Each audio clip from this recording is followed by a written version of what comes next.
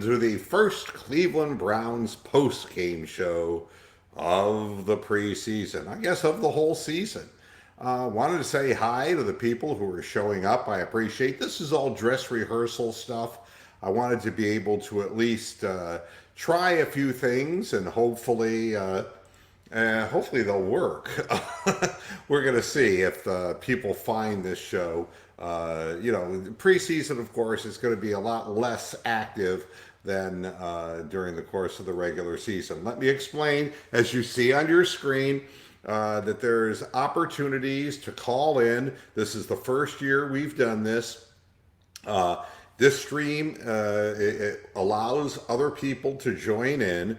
I have control over this. So if more people are trying to get on the air, I'm going to pull people off and put people on. The idea is to get as many fans involved as possible. This would be the first of its type, instead of just a talking head Cleveland Browns post-game show, but a real post-game show for the fans where the fans get direct input. Something I've wanted to do for so many years, and I found a means to do it. We're going to find out tonight if it works, but we shall see. To start out, I just want to say that there's always one thing that I walk away with from a game, and what I walk away with from this first preseason game are the rookies who not only participated in the game but flashed in the game. A number of people, a number of guys who, quite honestly, from Sheehy Giuseppe at the end to Mac Wilson twice in the game with big plays. There's a whole series of Greedy Williams had a pick and some nice plays at the line of scrimmage. Takitaki was aggressive in the first half of the football game. All kinds of good things. It's really, and I'll also have the capability, by the way, of putting people's comments, like Jose here, and I don't think anyone's going to argue with that right now because Mac Wilson just brought what he was bringing in practice to the football field. So that's just a really good thing. So, again, if you want to be on the show, that's what the link is. You'll see it right there on your screen. You'll also see it in the chat room. Something else I want to point out, if you're watching this on YouTube, I'm streaming this through StreamYard. It's showing on YouTube. I can read everything that you're typing in the YouTube chat right here in my StreamYard studio. So it's kind of a good thing. Let's start out by bringing somebody on the air. Derek Frisbee, who's a regular of Moohead Radio. Hey, it Derek, worked. yeah, it does work. It works like a Sweet. charm so far. So tell me, what is it you want to bring out as far as what you've noticed first and foremost? Well, first of all, you can't help but notice, at least in that first series, that the line looked pretty great. As far as that was the major question of this team. When you look at every position, the line was the major question mark, and they seemed to do their job. Defensively, we had our second and third string defense, throughout the whole game, and they were unstoppable. So I don't think there's a whole lot of questions, but the major standout to me would be just probably that offensive line. And that's about it. I mean, receiver, we had a couple guys step up, but nothing out of the ordinary, I don't think. Yeah.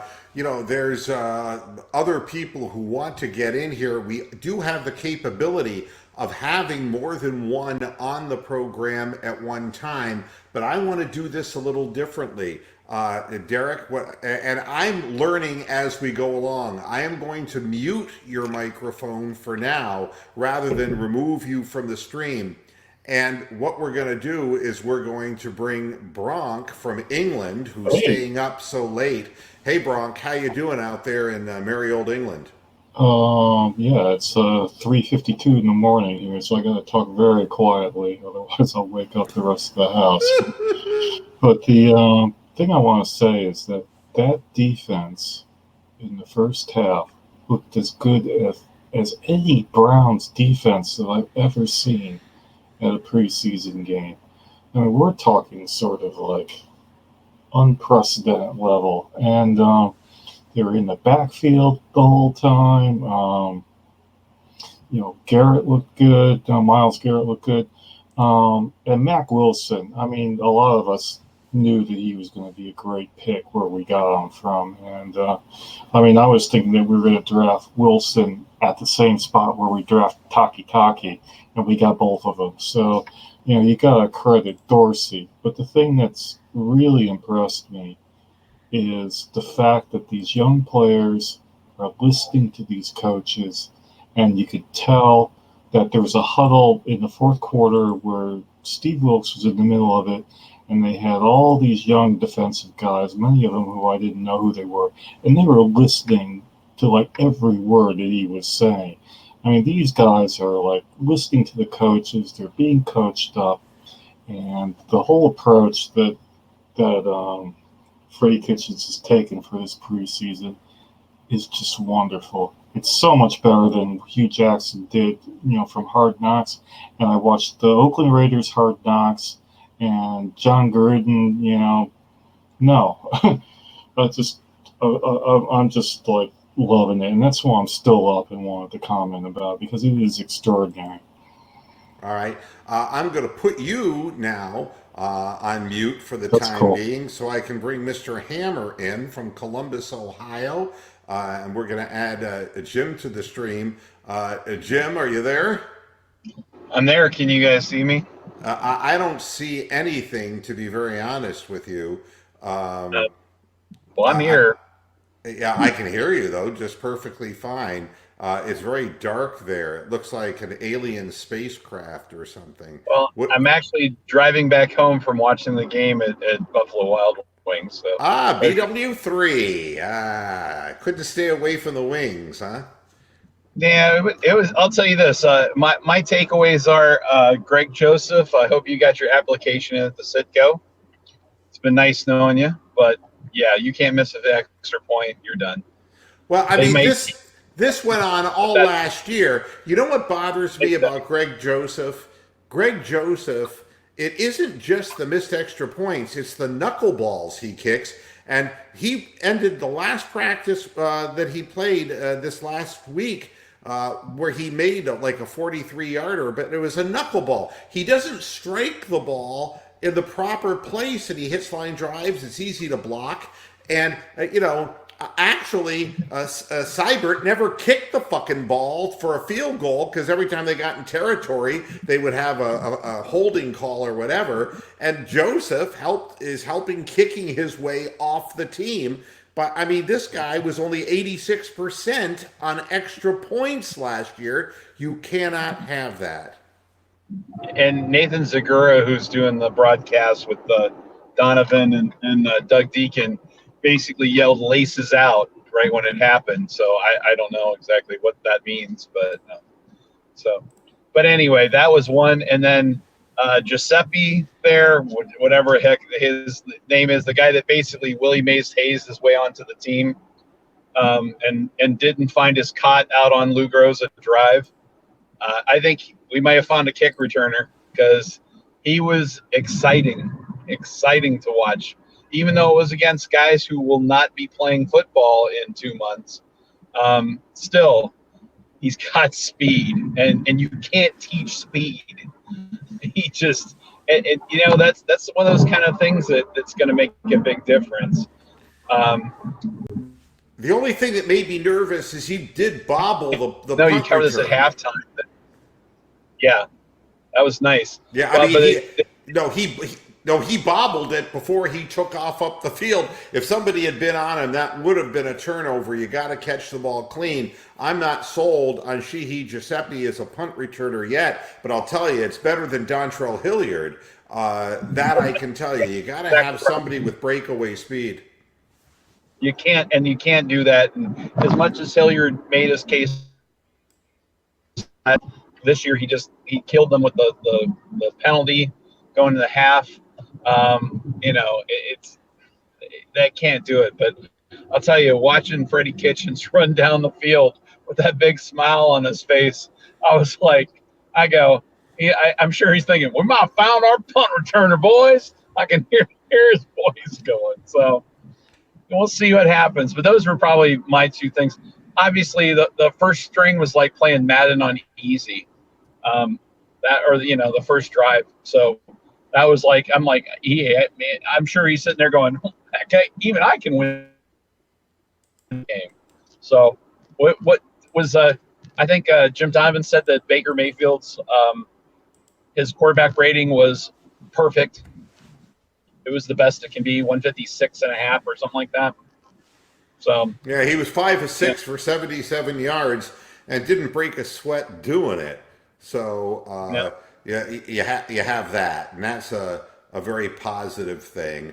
So on the overall, I don't think anybody can be disappointed. I'm going to put you on mute right now, Hammer, and go back to Mr. Frisbee here, if I can figure out how I'm doing this. There we go.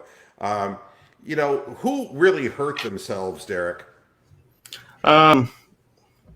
Like you said with Hilliard, he didn't have the performance I think everybody hoped he would. He started off a little shaky. It wasn't horrible at first, but then it went downhill real quick. Other than that, I mean, not too many other mistakes that were major mistakes. So, somebody who I'd say, I know you brought up red wine. You said, correct me if I'm wrong, but you said he wouldn't make the roster. Not playing like that, he won't. You can't afford to make miscues, and twice the same miscue in the same game that really could have cost them 2 touchdowns, not just one. If it had to been for Mitchell stripping the guy from behind, Mitchell passed the man over to Redwine, who was slow getting over, and that guy got behind him. You cannot have that shit happen. Yeah, I think I'm not going to sit here and say he had a perfect game. He absolutely did not. But I think he's going to make the roster just because of being I say higher, but he wasn't like a 7th round draft pick. He's going to make the roster just because they're going to give him a chance. But he certainly needs to step it up to make his case. Well, it should be considered. 53 men isn't that many in a roster, and when you make 2 glaring big play errors and you are a safety where the basis of your job is your judgment and your reaction time, that's a dangerous thing. That's the guy who stands out to me. He and Hilliard's a disappointment because we had heard that he was looking so good in practice and he didn't bring it to the field today. I'm going to go back to Bronk right now. Bronk, who hurt themselves in your mind today? Well, not to repeat what other people have already said, so I'll do something different. I think Drew Stanton hurt himself today because he didn't look comfortable out there. He didn't look like a veteran out there. And so I think the next preseason game against the Colts is going to be very interesting for the quarterback battle because I think Gilbert got better as he went along. And the kid from Purdue, who beat the hell out of Ohio State last year, didn't look that badly either. So if Stanton thinks that he could just kind of rely on his, 12 years of experience or whatever and, be that coach on the bench kind of guy, he may be in for a shock because I think Dorsey and Freddie are not afraid to cut people who look like they're too comfortable. Mr. Fergus, I've left his comment up, saying that we have to clean up on some of the miscues and penalties, and this is something. Yeah. Freddie was furious at some of that, but when you turn the ball over twice inside the 5-yard line, that is not a good thing. And I'm seeing that some of the people liked what Hyman did on the field catching the ball, but he made a bad mistake inside the 5-yard line by kind of slowly switching arms and never really sealing the ball and controlling it. You never see people do that when they're about to be tackled by somebody. They keep the ball in whatever arm that it happens to be in. If it's in no, that you're supposed. he did the right thing. He did it too slowly. I mean, what it amounts to is you got to get the ball away from where the defender's point of attack is, but because he did it awkwardly, the ball was still open to be stripped. Sure. But again, Ron Shane is saying that Montgomery is a guy who, number 83, if you don't know who Montgomery is, and maybe you won't in another 2 weeks, but he's been making some plays in practice, and he seems to have good hands. I would like to see some of these guys who are a little bit lower down. It's going to be hard for them to make the team because we have so many receivers. I mean, knowing that OBJ didn't play, knowing that Landry didn't play, knowing that Njoku didn't play, and then you have to get beyond Rashard Higgins and Antonio Callaway. And, I mean, it's a long shot for any of these fellas to make the team. And if you're Farrell Brown, you got to catch every single ball that's anywhere near you. You can't let them, bounce off your hands. He's obviously got great tools. He looks like an athlete, but, he can't, drop anything. All right, I'm going to go over to Hammer now, and I'm trying to be judicious about this. Jim, who hurt themselves today? Who really helped themselves? I think he Bronk hit that on the. As far as the quarterbacks are concerned, I think he nailed that. I don't think that they felt real great about Stanton. I think at the end, Blau definitely had some interesting stuff. Granted, once again, everything in that fourth quarter is against basically a bunch of people who aren't going to be playing football in another month. But I mean, that's your only chance you get to play. So that was pretty good. I led off with Greg Joseph, and I think his days are numbered. I know there's going to be a kicker out there. The Bears, after having all the problems they did, actually have two guys that can make kicks now. So somebody's going to have to get cut. And that may be where they end up finding somebody, is from somebody that gets cut. Look, Blau threw a pick six. It just didn't go back for six. I mean, it was a horrible decision, a horrible throw. Blau's not going to make the team. But the real problem here is that Garrett Gilbert looked better than Drew Stanton, and neither of them looked ready to play with a first unit team in a pinch. And that is a scary thing, because you've got to have a backup, especially if you have playoff aspirations. And this makes me nervous for sure.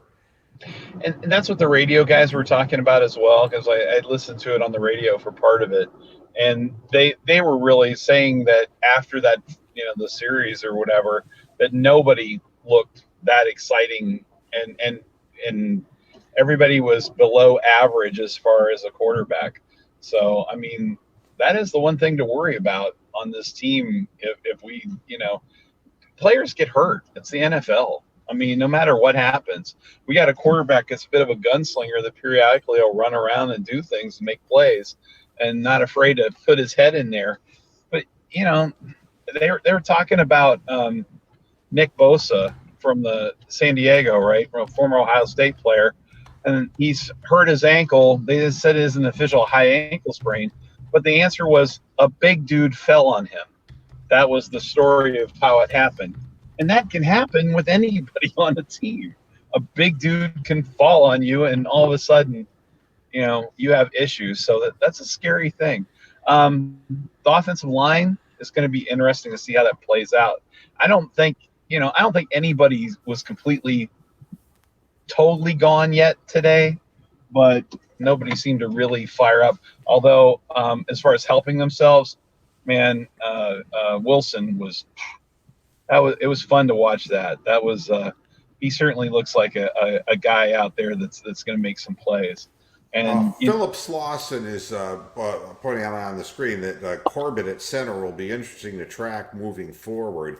Were you surprised? I mean, is this like the ultimate a red flag of defeat in the sense that Corbett is being outperformed? Kalis got hurt, had a concussion earlier in the game, but that Cush, who was horrible last year in Houston, is beating him out. Do you think that Corbett is just I mean, what are they doing with him? I'm going to go over to Derek for a minute, Jim, and see what he thinks about this. Derek, uh, I look at a guy like Austin Corbett, who is supposed to be the guy who is going to take over and be the heir apparent in the right guard position, and now they're playing him at center. What do you make of that? Yeah, it's certainly not a good look, that's for sure. You know, he was, like you said, you're right. He was drafted to be that plug and place franchise guy. And he's, you know, the fact that we did sign a lot of linemen or a couple linemen um, does help in the fact for competition.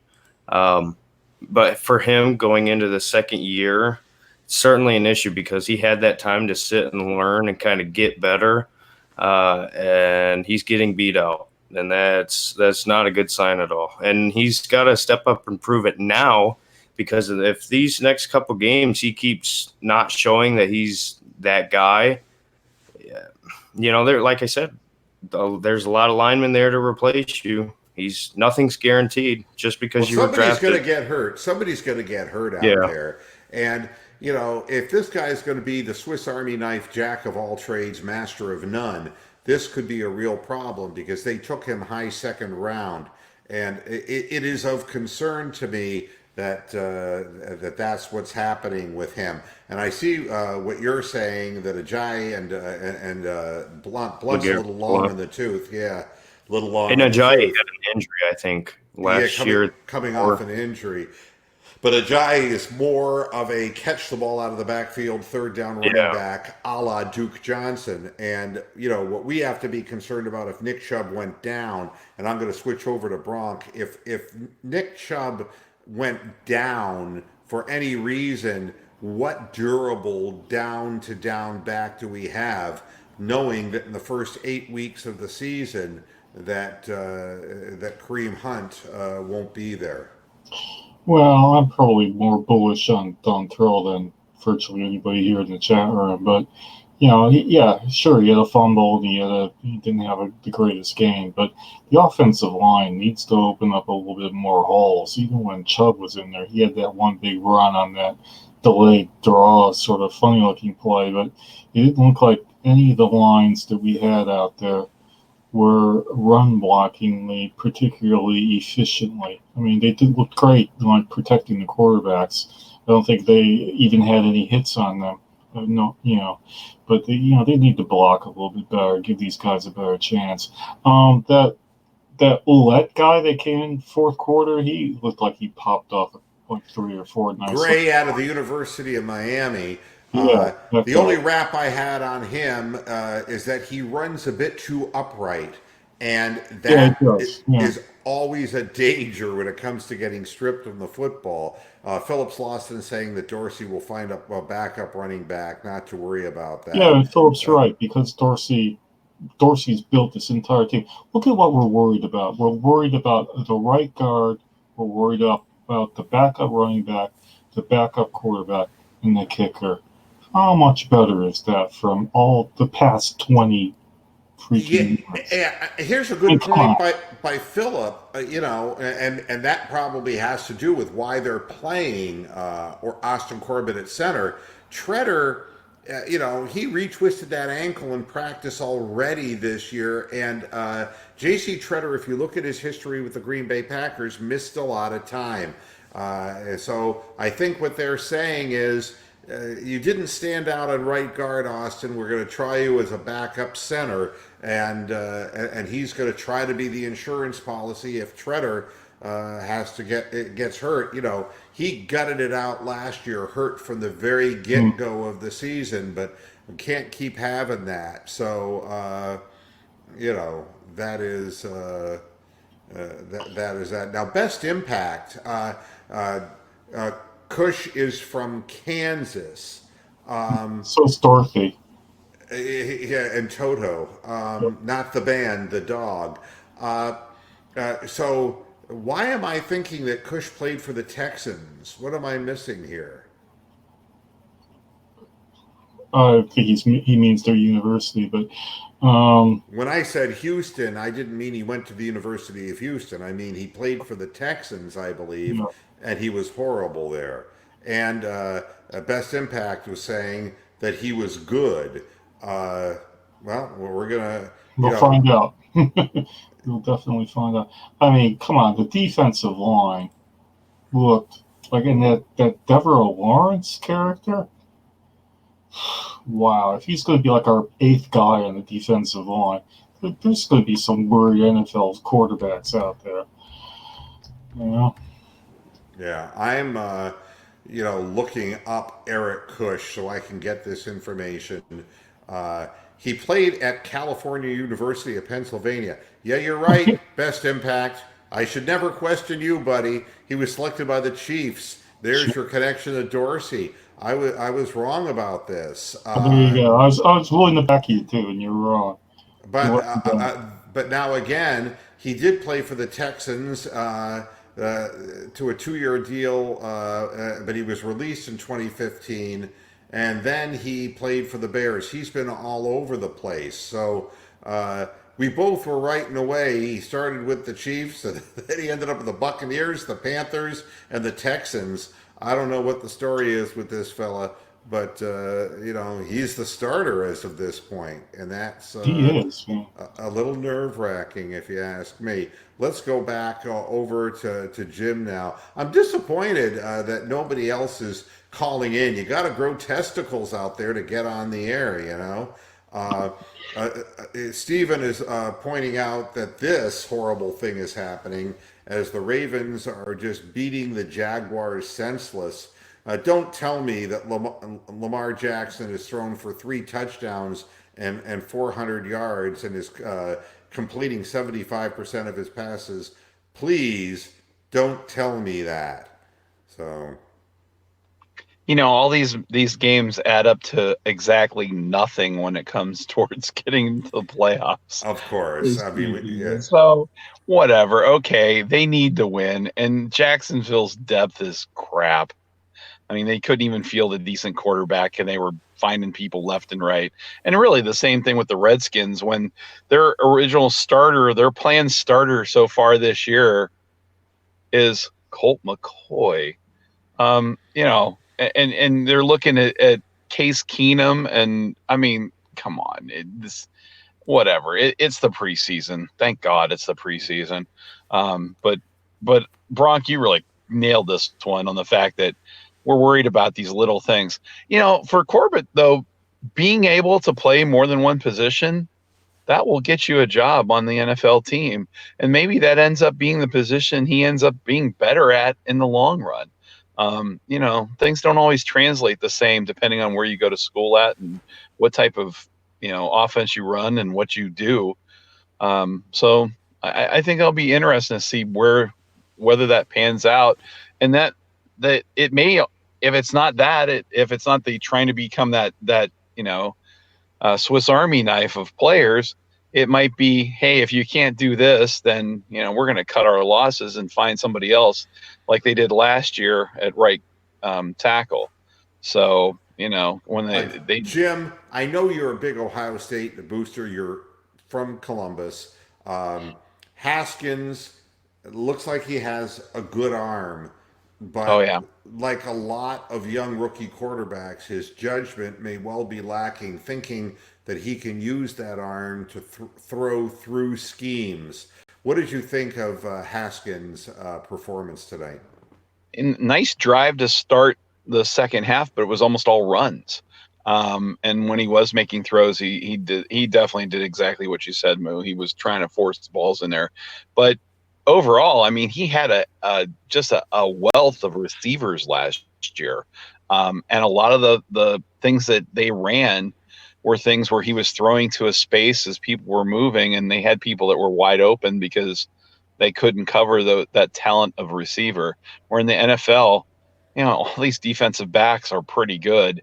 Even the ones that we think stink are really good players. So, he's going to make some bad decisions. And if you're third string right now behind Colt McCoy and Case Keenum, obviously there's a reason for it, and that seems to be what it is trying to make those throws. But I don't know. We'll see what happens as it goes along. Players can develop. They certainly didn't get a Baker Mayfield in that situation. We saw Baker last year in the preseason making plays, but we also saw Baker make some errant throws here and there where he did try to force things a little too much. He's no Sam Darnold when it comes to throwing interceptions, though. So we'll see how it pans out. I think in the long term, I think he's got a chance at maybe taking that position down the road. I don't think he's going to start this year, though, unless they run out of start breaking legs again. I'm going to mute you, Jim, and I'm going to go back to Derek. He's also an Ohio State booster. Before you say anything about Haskins, Brian is saying that Witzman may have earned his pink slip. Anybody who saw the movie North Dallas 40, the guy who missed his block in the practice room, as far as when they went over the tape from the game, and he gets let go right after practice. Witzman had that same look on his face. So, yeah, I think he's like a goner. Derek, what did you think about Haskins' performance? You're also a Ohio State booster. Yeah. Jim's right. We're spoiled here at Ohio State. Haskins certainly was. When you got guys like Paris Campbell here who can break off like that and get open by 5 yards, it's a lot different now that he's in the NFL because he doesn't have that level of talent as far as like comparing college to the NFL. Now that's not saying they're not talented, but they're not like Ohio State receivers talented, in college. And you're right. He tried to force a couple throws. He was trying to make an impact early, as a lot of young quarterbacks do. He does have a big arm. He can be a little inconsistent, a little inaccurate sometimes. But like I said, I put the comment in. He quickly became a running quarterback, and he was running for his life because all night long that defensive line was in the backfield. And he was forced to make some dumb decisions. Like that one with Mack Wilson, that was just a crazy athletic play by him. But he did have a couple stupid throws, which he will as a rookie. I don't expect him to start day one and be a superstar, but I do think, if he sits this year or late this year, maybe he'll come in. But he's got to get some more talent around him to be successful. When you have a throwing quarterback, you have to give him some time, and he had no time. So that's about all I got to say on him. All right, D, better down the road. Welcome to the show. He said he forgot all about this program. Boy, we're so memorable, aren't we? He wants to talk about the Duke trade and Bronk. What do you think? I mean, it's really funny. Now we have another running back named Johnson, but he's a slightly bigger Johnson. So I guess a bigger Johnson is always better. Is that correct? Bigger Johnson usually always is better. What do you think about the Duke Johnson trade? Do you think getting a fourth-round pick with the possibility of it going to a third-round pick is as good or better, as many outlets are reporting? Is that better than what we, under most circumstances, could have expected? Well, I'll tell you what I did. When I first heard the trade, they said it was an undisclosed draft pick. So I put up a message on Facebook saying, I doubt it'll be better than a fifth-round pick. And then within about 8 minutes, I took that message completely down. I can't believe that we're going to get probably a third round out of this if Johnson plays 10 games with Houston. I think that's amazing. I had no idea that we'd get a fourth or a third rounder for him, because running backs aren't that valued, and he's never been a featured back, and he never will be a featured back. I mean, he is a good player, but he's a luxury. To me, he's a luxury for a team that has its backfield set. He's a situational third down player. He's not big enough to block to really stop the blitz. He is not an every down back. He wears down as the season progresses. He's Herman Fontenot, Herman Fontenot. I mean, come on. Yeah, and I think the agent and these guys talk themselves into something that they're not. He didn't stay with a good team Instead, he's going to go someplace else. And, will he be able to contribute? I think yes, that but you got to know your spot, and it's kind of, like a starting pitcher who can't make it in the big leagues. And I see where the Indians, the lead is down to 6-5 now. It's getting nervous, nail biting time for the Indians in Minneapolis.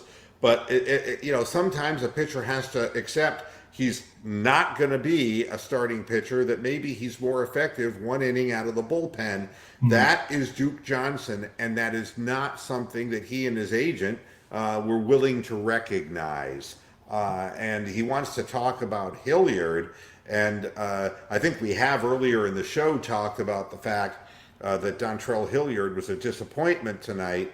And, I didn't see anything from him that I didn't see last year. He can catch the ball out of the backfield. He is not explosively fast. He is not powerful. He's not the kind of guy who's going to move the line to get in short jumbo situations on the goal line. He's not that kind of a big back. And he's not an explosive back like a smaller scat back. And for the world, he looks like a third down guy who catches the ball. But to be honest with you, he's not nearly as good as Duke Johnson. That's my opinion of Dontrell Hilliard. If anybody on the panel wants to raise their hand to make a comment about this, but I think that's as blunt as I can be. Derek, here we go. Do you really think that Hilliard is better than Duke Johnson?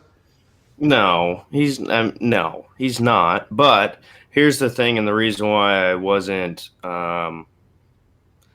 upset. You said Duke is a weapon. That is 1,000% correct. Because if you looked at when he came in last year, when he had those breakout, out of the backfield catches and a couple, good 15, 20-yard runs, it's because teams weren't expecting it. He is a weapon. That's exactly what he is. And for what we got him for, like exactly what Bronx said. When I seen that and it said undisclosed, I was like, oh, okay. All right. It's going to be a sixth. At least we moved on from it. And then I found out it's going to be a fourth, potentially a third. That is outstanding. And you look at, like, with AB, I forget what he went for, but he's another guy who wanted out. And he ended up going for, it wasn't a first. It wasn't, I forget what it was. Do you remember? I'm sorry, I was reading comments in the chat. Oh. Please repeat your question. No, I was saying because Duke went for a third and he wanted out of Cleveland. I'm saying Yep. Antonio Brown was traded and he wanted out of Pittsburgh. I forgot what he went for, pick-wise. Oh, Antonio Brown. What did the Raiders give up for Mr. Cryofoot? I thought it was a third. Well, I mean, that may be the case, and if that's so, But- I mean, it looks like Houston overpaid for Duke Johnson. Oh, absolutely. Phillips Lawson is saying a Naquin home run. What's the story? I guess we do like the Indians too, not as much as we like the Browns. Was it a solo shot? What are we talking about here, Philip? Cue us in. That could make the game 7-5 unless somebody was on base and put up a little crooked number. So put that in, Philip, when you get the chance. Hammer, your take on this. I mean, obviously you can't believe Hilliard is better than Duke Johnson. The question, I guess, that really comes out is anybody in camp right now better than Hilliard? I don't know. I think the good part is that we got a couple of games left to try to figure that out. And Bronk, you kind of brought this up as well, that the fact that quarterbacks are not valued the way, running backs are not valued the way that they used to be. People just don't. They use them up and throw them away. Look at what the Rams did after Gurley got hurt. And, they brought somebody else in there to take care of business. And other teams have done what's New England had for a running back for, I don't know how many years. They've kind of brought different guys in there left and right. So, if they can find somebody that can contribute, and once again, I trust our buddy boy there that he's going to find somebody before this is all said and done, because somewhere some running back is going to get cut, and if they don't think Hilliard's going to be able to do the job, they're going to find somebody and just bring him in there. And if that guy doesn't make it, they'll find somebody else. So it doesn't have to be a big name person. It can be somebody else that can be a 1-year wonder, like a Peyton Hillis or something like that. I mean, where'd this guy come from? So who knows? I think we'll be in. I think they'll be okay. Like I said, coming from where we've been to the point now that all we're talking about is depth on the team is such a nice feeling. Oh my gosh. Just even watching the third and fourth stringer guys that aren't probably going to make the team was a great feeling, watching them out there. So I don't know. Still a little giddy. Yep. I'm going to get ready to get out of here, so I'm going to remove our speakers from the stream. Thank you, Jim. I appreciate it. And Bronk, thank you. And Derek, thank you.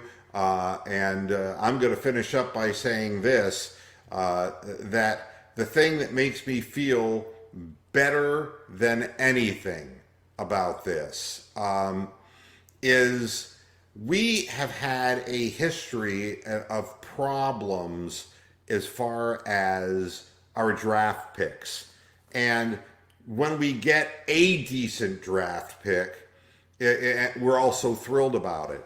But here we're actually seeing Mac Wilson and Takataki impacting in a game, knowing that Schobert and Kirksey played a down or two, but that nobody really played who were the considered starters at the linebacker position.